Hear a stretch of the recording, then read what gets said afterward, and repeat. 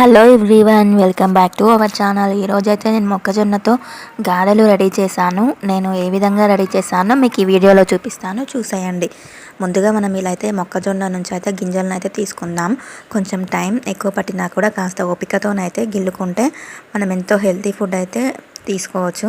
ఇలా మనం గింజల్ని వేరు చేశాక వీటిని ఒక మిక్సీ జార్లోకి వేసుకొని మనం గ్రైండ్ చేసుకోవాలి మెత్తగా.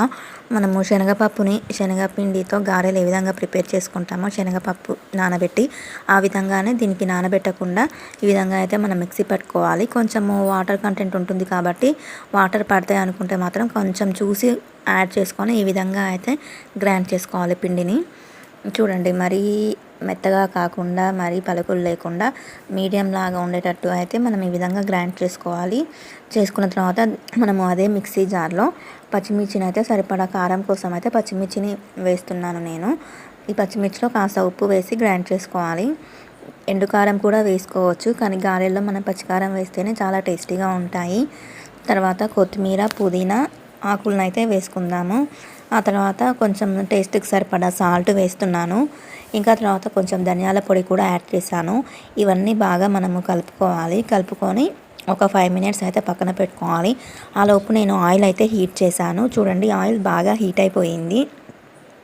ఆ తర్వాత నేను ఒక్కొక్కటి ఇలా ఆయిల్లో గారెల్లాగా షేప్లో చేసి ఈ విధంగా నేను వేశాను. చూడండి, ఆయిల్లో మీడియం ఫ్లేమ్లోనూ పెట్టుకొని మనం ఈ విధంగా ఫ్రై చేసుకోవాలి. ఈ విధంగా రెండు వైపులా గోల్డెన్ కలర్లోకి వచ్చేలాగా మనము ఫ్రై చేసుకోవాలి. ఈ విధంగా మనం ఉన్న పిండిని మొత్తం ఒక్కొక్కటి ఈ విధంగా ఫ్రై చేసుకుంటే ఎంతో టేస్టీగా ఉంటాయి. ఇవి హెల్త్ కూడా చాలా మంచిది, మీరు కూడా ట్రై చేయండి.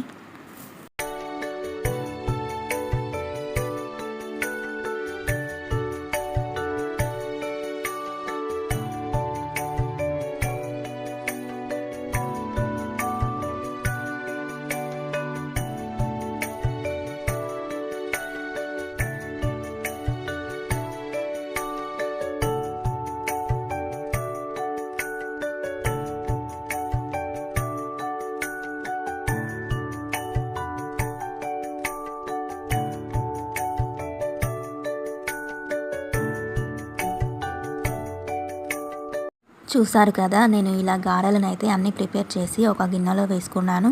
చూడటానికి చాలా కలర్ఫుల్గా ఉన్నాయి కదా, టేస్ట్ కూడా చాలా బాగున్నాయి.